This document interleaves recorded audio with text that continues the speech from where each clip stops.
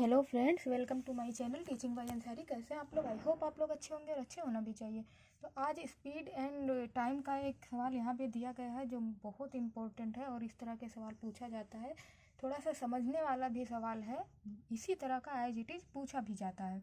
तो चलिए देख लेते हैं इसको। बहुत आसान तरीका देखते हैं इसका करने का, जो जिससे आप जल्द से जल्द और अपना टाइम बचा लें और कर भी पाएँ सवाल को भी। तो देखिए यहाँ पे लिखा हुआ है कि एक 280 मीटर लंबी ट्रेन 280 मीटर लंबी ट्रेन 60 किलोमीटर पर आवर की चाल से चल रही है। इस ट्रेन के द्वारा 220 मीटर लंबाई वाले प्लेटफॉर्म को पार करने में कितना समय लगेगा? तो इस तरह से दिया गया है। प्लेटफॉर्म की लंबाई भी दी गई है और ट्रेन की लंबाई भी दी गई है। तो ये थोड़ा सा सोचने वाली बात हो जाती है कि प्लेटफॉर्म की लंबाई दी गई है तो हम जो है इसको क्या करना है, ये सब थोड़ा सा कन्फ्यूजन हो सकता है अगर आपने इस तरह का सवाल इससे पहले नहीं देखा होगा तो सबसे पहले तो चलिए हम लिख लेते हैं कि चाल का फॉर्मूला लिख लेते हैं। चाल बराबर क्या होता है? दूरी बटे समय। यही तो होता है, चाल बराबर दूरी बटे समय।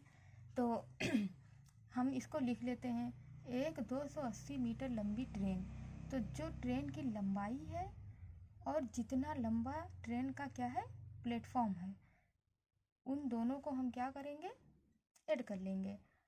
तो 280 मीटर वही क्या हो जाएगी, दूरी हो जाएगी। तो ये चीज़ नोट करने वाली है कि ट्रेन की जो लंबाई होती है उसको क्या माना जाता है, उसको भी हम दूरी मानते हैं, क्योंकि जो ट्रेन की लंबाई है और जो प्लेटफॉर्म की लंबाई है, इन दोनों को ऐड करके ही दूरी में आएगा। तो हम चलिए इसको सॉल्व करते हैं। तो यहाँ पे क्या है, 280 प्लस 220, क्योंकि 280 मीटर लंबी ट्रेन है और 220 मीटर लंबाई वाला क्या है, प्लेटफॉर्म है। और यहाँ पे क्या लिखा हुआ है, ये तो फॉर्मूला था, हमने यहाँ पे लिख दिया था। तो चाल इसकी कितनी है, 60 किलोमीटर पर आवर है, तो हम यहाँ पे 60 लिख देंगे। ये किस फॉर्म में है, किलोमीटर पर आवर में है, तो हमें इसको क्या करना पड़ेगा, छोटी यूनिट में चेंज करना पड़ेगा। तो अब यहाँ पे क्या है, समय। समय को हम किस चीज़ से रिप्रेजेंट करते हैं, टी से भी रिप्रेजेंट कर सकते हैं, तो हम यहाँ पे टी लिख देते हैं। अब कोई दिक्कत नहीं है। तो हमें तो निकालना है टी, चाल भी दिया गया है, दूरी भी दी गई है। तो अब हम क्या करेंगे, समय को इधर लाएंगे और चाल को इधर ले जाएंगे। तो यहाँ पे क्या आ जाएगा, समय बराबर, ये दोनों जब हम ऐड करेंगे तो कितना हो जाएगा, 0 फिर 0 और फिर 5, ये तो आ जाएगा। और ये जो है इधर चला गया, क्योंकि ये इधर हो गया तो ये इधर चला जाएगा। तो यहाँ पे हम क्या लिख देंगे, 60। तो अब देखियो, ये तो मीटर के फॉर्म में है जबकि ये क्या है, घंटे के फॉर्म में है। इसीलिए हम क्या करेंगे, इसे 18/5 से गुणा करेंगे, है ना। 18/5 से हमको गुणा करना पड़ता है। क्यों 18/5 से, क्योंकि देखो एक किलोमीटर के फॉर्म में दिया गया है। तो जब किलोमीटर के फॉर्म में दिया होता है तो हमें क्या करना होता है, जैसे मान लो 1 किलोमीटर में कितना होता है, 1000 मीटर, है ना। 1 किलोमीटर में कितना होता है, 1000 मीटर होता है। और 1 घंटे में कितना होता है, 60 सेकेंड, वो सॉरी 60 मिनट इंटू 60 सेकेंड, क्योंकि 1 घंटे में 60 मिनट होता है और 1 मिनट में कितना होता है, 60 सेकेंड होता है। अब हम अगर इसको काटें तो ये इससे कट जाएगा, 2 जीरो कट गया, और 2 पंचे 10 और 2 तियाँ 6, और 6 को जब हम 3 से मल्टीप्लाई करेंगे तो क्या बच जाएगा, यहाँ पे 5/18 बच जाएगा।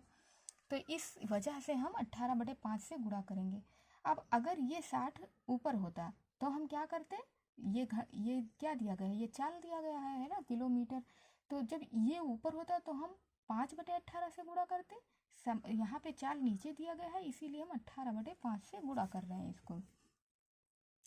क्यों, क्योंकि सेकंड में इसका वो लेके आना है, मीटर प्रति सेकंड में लेके आना है। तो अब हम इसको काट लेते हैं इस जीरो से। आई होप आपको ये चीज़ समझ में आ गई होगी कि क्यों जो है हम इस तरह से कर रहे हैं, क्यों 18/5 से हम इसको गुणा कर रहे हैं, इसीलिए मैंने इधर समझा भी दिया है। तो 1 जीरो से 1 जीरो कट गया, 6 तियाँ 18 होता है, ये भी कट गया। 5 से ये वाला 5 कट गया, तो यहाँ पे 1 बच गया।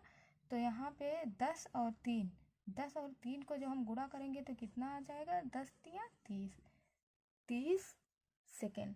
तो कितना टाइम लगेगा, 30 सेकेंड लगेगा किसको, प्लेटफॉर्म को पार करने में। तो आई होप आपको ये सवाल बहुत अच्छे से समझ में आ गया होगा। अगर आपको ये सवाल समझ में आया हो और वीडियो अच्छा लगा हो तो लाइक सब्सक्राइब करें, बेल आइकन को प्रेस करें, ज़्यादा से ज़्यादा शेयर करें। Thank you for watching.